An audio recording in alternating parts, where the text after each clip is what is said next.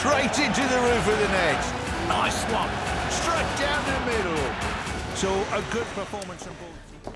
Hi, welcome to Firstpost. I'm Rupha Ramani. Let's get started.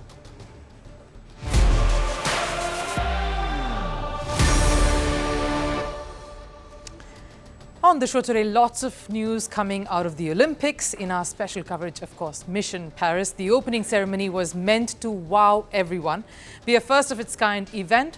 What happened though is that somehow it managed to outrage a huge section of onlookers and viewers. Stay on to know why. This is not the only controversy erupting at the Games. Canada is gripped with a massive spying scandal. FIFA has banned the football coach, but does the rot run deeper? And is the Tokyo gold now under threat? And Manu Bhaker is the flavor of the week. What has been the reason to the Indian shooters' historic bronze at the Olympics? I'll give you three reasons: Usain Bolt, Bhagavad Gita and Jaspal Rana. Stay on to know more about that, but first, headlines from the world of sports.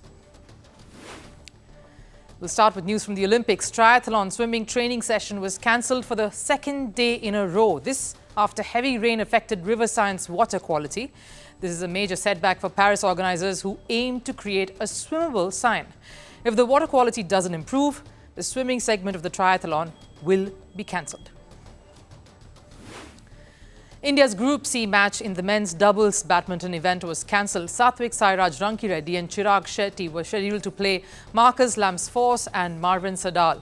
However, the German duo pulled out after Lamsfors suffered a knee injury. The result of the game remains null and void. USA started their basketball title defense with a win. They beat Serbia 110-84 in their opening game. During the match, James scored 21 points and Durant led the charge with 23. Over in Formula One now, Mercedes driver Lewis Hamilton clinched an unexpected victory at the Belgian Grand Prix. The win came after his teammate George Russell was disqualified for breaking a rule. Russell's car didn't match the minimum weight requirement. As a result, Hamilton, who finished second, was promoted to first position. Over in cricket and the Women's Asia Cup, Sri Lanka stunned India in the final. Batting first, India posted 165. In response, Sri Lanka chased the target down in 19 overs. Captain Chamaria Tapatu's 61 and Harshita Samara Vikrama's 69 gave Sri Lanka their first ever Asia Cup title. In men's cricket, India managed to beat Sri Lanka by 7 wickets in the second T20 International. Put into bat first, Sri Lanka was restricted to 161, which India successfully chased down and won the game on DLS. With the win, India have clinched the three-match T20 International Series by an unassailable 2-0 lead.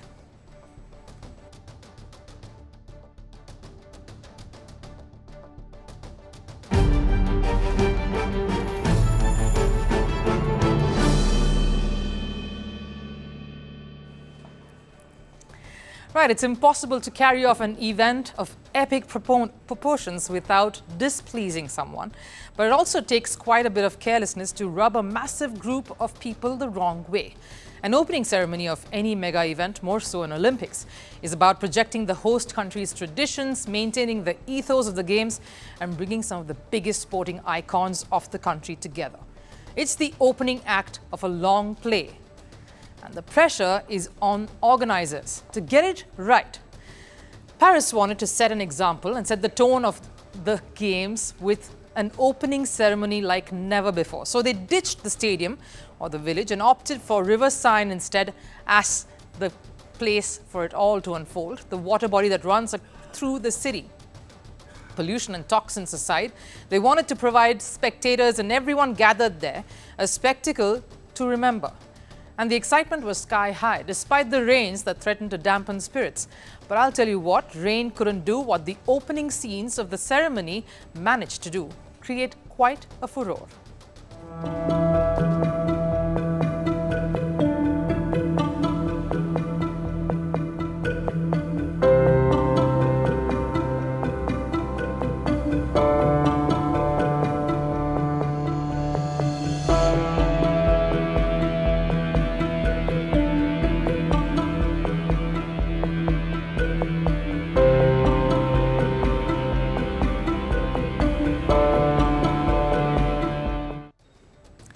what you saw there was, let's call it a rendition of the famous Last Supper, as originally depicted by the famous artist Leonardo da Vinci.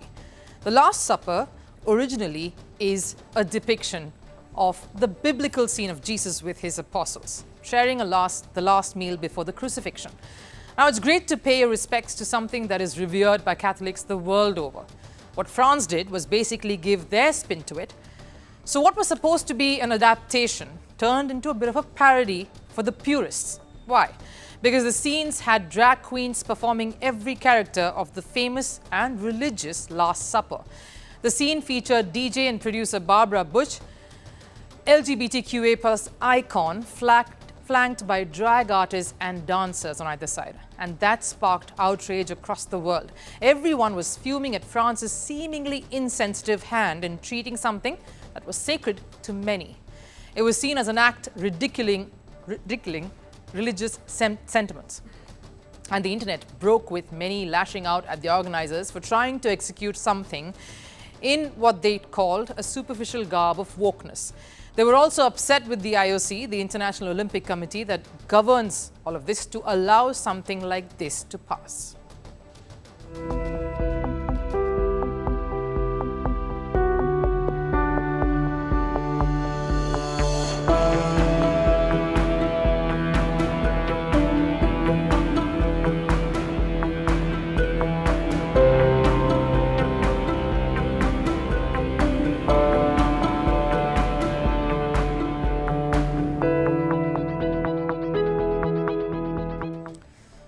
And it was not just common folk or some celebrities witnessing the ceremony who criticized this. Politicians the world over gave their own spin to this, calling this a shambolic representation on a global event. They blamed the organizers for abusing the Bible and making a mockery of an iconic scene. One of the many who condemned this was, of course, Russia's foreign minister spokesperson, Maria Zakharova.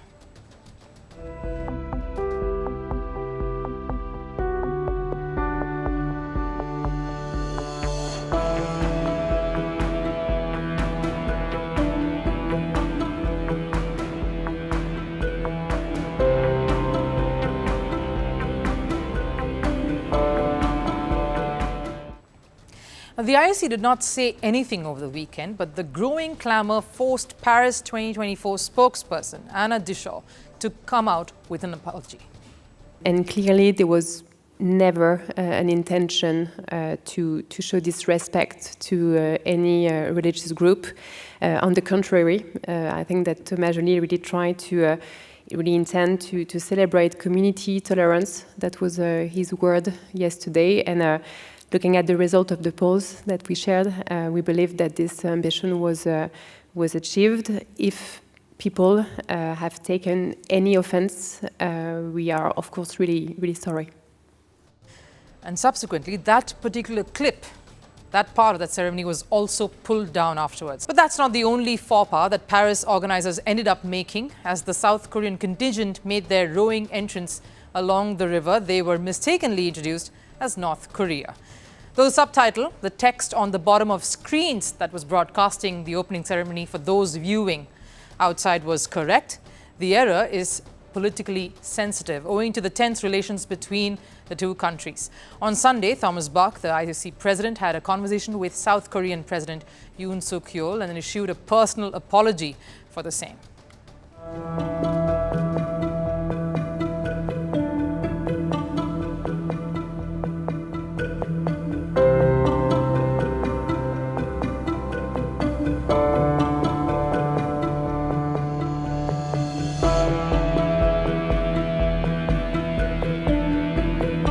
North Korea is in fact making a bit of a comeback of sorts to the Olympics after they had pulled out of Tokyo edition. 16 athletes are now representing North Korea at the Paris Games. The country had been subsequently banned from the 2022 Winter Olympics for having pulled out of Tokyo. Keeping these controversies aside though, the biggest, most poignant scene from the ceremony was, of course, the appearance of tennis icon and legend at Paris, owing to his dominance at the French Open, Rafael Nadal, who was personally requested by the mayor of Paris, Hidalgo, to be one of the torchbearers. In fact, this edition saw many non-French superstars like Nadia Comaneci, Serena Williams and Zinedine Zidane too taking part in the torch relay. At least what started on a controversial note ended rather nostalgically.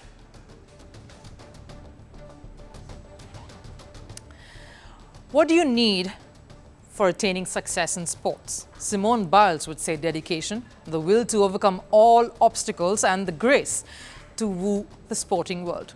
Lionel Messi would say immense, irresistible talent. Cristiano Ronaldo would probably put it down to hunger to stay on top. But for Canada football team, the answer is none of the above. For them, it's cameras, drone cameras to be specific, to spy over their opponents.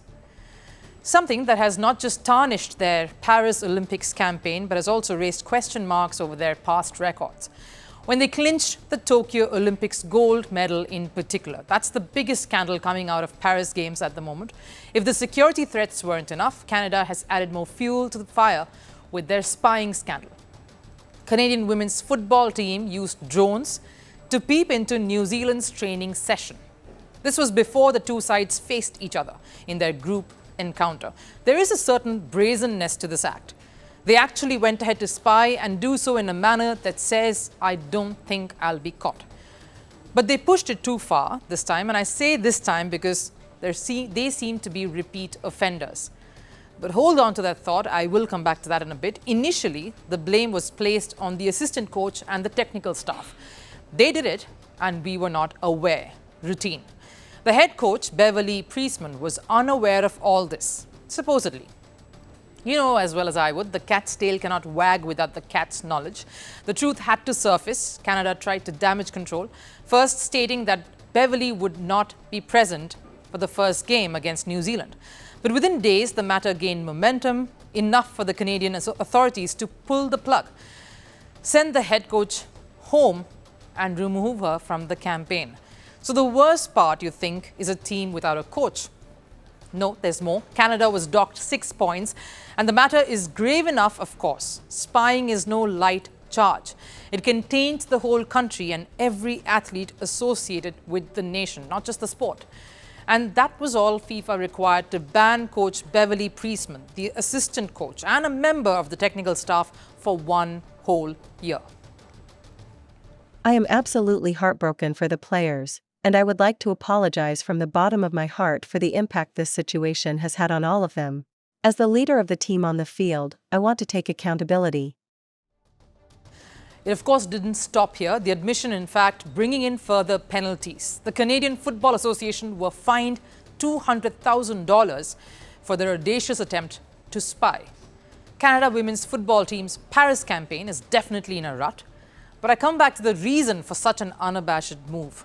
I said earlier that they were repeat offenders. Reports say Canada Olympic Committee believes strongly that Priestman has done this before, which means Canada's Tokyo Olympic gold is in danger. An achievement which is the biggest in Canada women's footballing history. And that is under threat. I'm made aware of the information that could tarnish that Olympic performance in Tokyo. It makes me ill. It makes me sick to my stomach to think that there could be something that calls it into question. The Canadian Olympic Committee is still investigating the matter, but if Canada is stripped of the Tokyo medal, it would erase what has been one of their biggest achievements, especially for all these players who've been involved in this sport. There is no place for cheaters in any sport. Any medal or any win wrongfully obtained needs to bear consequences. Canada is living one of the worst moments in its sporting history, not just footballing. And they are not the only ones who await Judgment Day. This is a test for the IOC too, who've been facing a lot of flack and criticisms from various quarters. As any governing body during a mega event is bound to feel under pressure. The anti-doping agency WADA is facing heat over their seemingly careless handling of the Chinese swimmers' doping. This Canadian spy scandal has, of course, made things worse. What happens if investigations point all fingers towards a deep-rooted cheating system in Canadian football? The first repercussion, of course, the first fallout of that will be the Tokyo gold. If the evidences are found against Canada, Sweden will take the first position, and of course, that gold medal will be stripped off. The bigger consequence, of course, lies in everyone viewing athletes from Canada in poor light. It's a cross no one would be able to bear, the taint that may stay for generations to follow. One person's wrongdoing affects a whole system, a team, a country here. That's what Canada is on the cusp of dreadfully finding out. The Paris Olympics has seen many firsts, like equal participation of male and female athletes for the first ever time in its history. India's Manu Bhaker notched up a historical first. She became India's first female Olympics medal winner in shooting. This after she clinched bronze in the 10-meter air pistol event. This was also India's first medal at the Paris Olympics, but this monumental achievement isn't just about India's golden hour. It's a coming-of-age story of a youngster who had a horror Tokyo Olympics, a fall from grace and a fallout with her mentor, Jaspal Rana. And after all that, she managed to turn things around. All it took was the Bhagavad Gita, a religious scripture, Usain Bolt, the fastest man on earth, and her mentor, Jaspal Rana. The year was 2018 and the city was Gold Coast. 71 countries were competing at the Commonwealth Games. But among the 4,426 athletes, it was a 16-year-old Indian shooter who announced herself on the world stage. That shooter was young Manu Bhaker.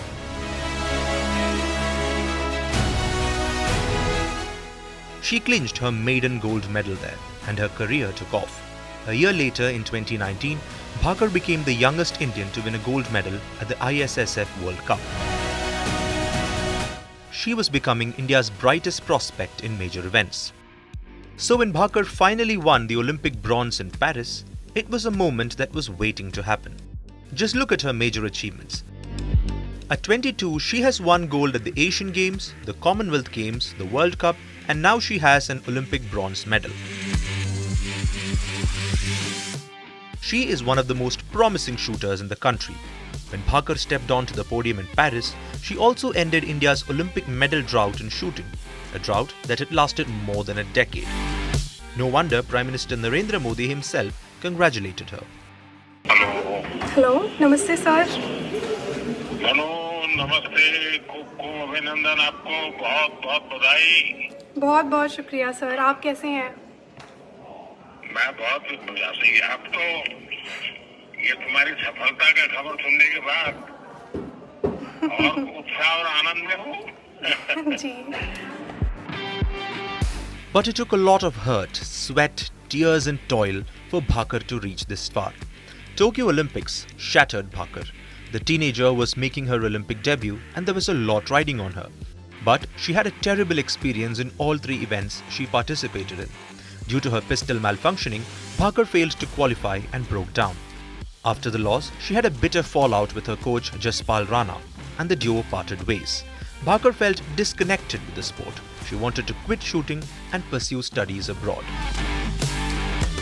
3 years after the fallout, one call from a reinvigorated Bhaker got them together again. Bhaker got to this place thanks to Usain Bolt. She read his book that spoke about the highs and lows of an athlete who had achieved the impossible and started thinking of doing this all over again. The hunger to win a medal came via Usain Bolt. I noticed some things are common for every athlete. I stay still, Usain Bolt deals in speed. Sports are different but journeys are the same. He talked about his nervousness before races, during a race and even after they are over. It was all very relatable.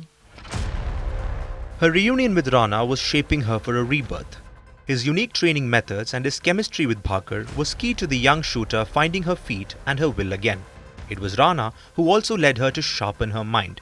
She took to Bhagavad Gita, the scriptures, to find additional inspiration that she says has helped her along the way. I've become a lot more religious. I do believe a lot now that there is some energy somewhere which is guiding and protecting us. Honestly, I read a lot of Gita. So what was going through my mind is what you're meant to do. Bhaker drew inspiration, strength and grit from different unrelated sources to get to where she has today. Add to that Rana's quirky and unusual methods and the mature and re-energized Bhaker was ready to strike it big. His working method is very different from the rest of the people.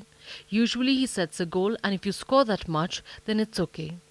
If you do not score that much, then the points that were less in that score, let us say we decided to score 582 and I scored 578, so those 4 points amount to 40 euros and sometimes 400 euros, depending on the situation and country. You have to donate that much. From almost quitting the sport to now being a nation's biggest hope, Bhaker has surely come a long way. A truly brilliant coming-of-age story that has given India the impetus it needs in this edition of the Olympics.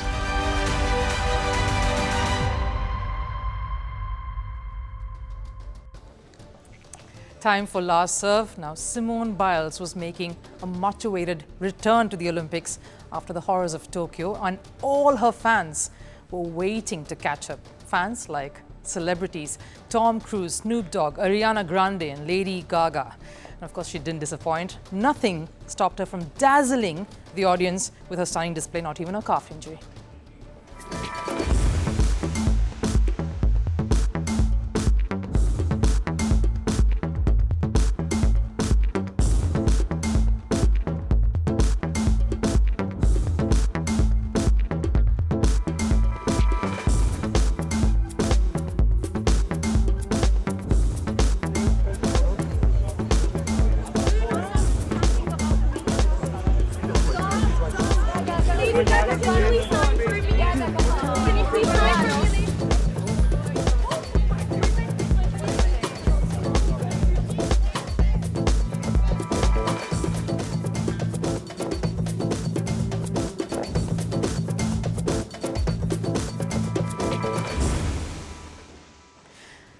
Trust only a superstar like Simone Biles to attract other celebrities and stars in their own right. But that wraps it up here on Firstpost today.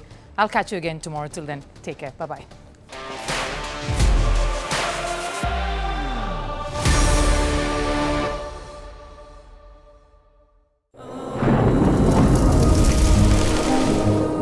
Climate change is on our doorstep. It's time for a revolution to take root. And it starts with 1.4 billion Indians. It starts with one tree for humanity, one tree for Mother Earth, one tree for our future. Project One Tree, a News 18 network initiative.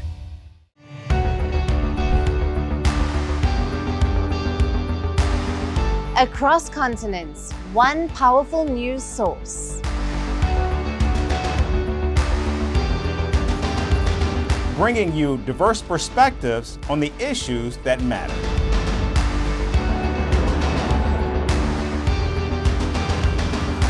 We go beyond the boundaries to give you that little extra about every sporting moment.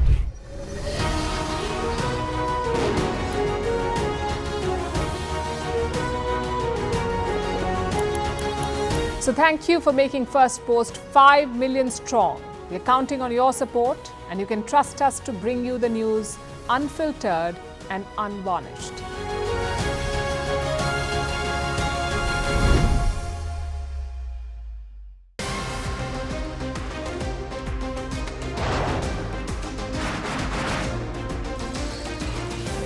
Obviously today, the T20 World Cup bandwagon has moved across to the West Indies. What do you expect from this? Hello, I'm Alison Green, coming to you from Durban, South Africa. Today we have a special show. We'll start with a report on India's shifting nuclear posture. The first time since India officially became a nuclear power. Hello and welcome to Firstpost America. I'm Aaron Ham, coming to you live from the nation's capital.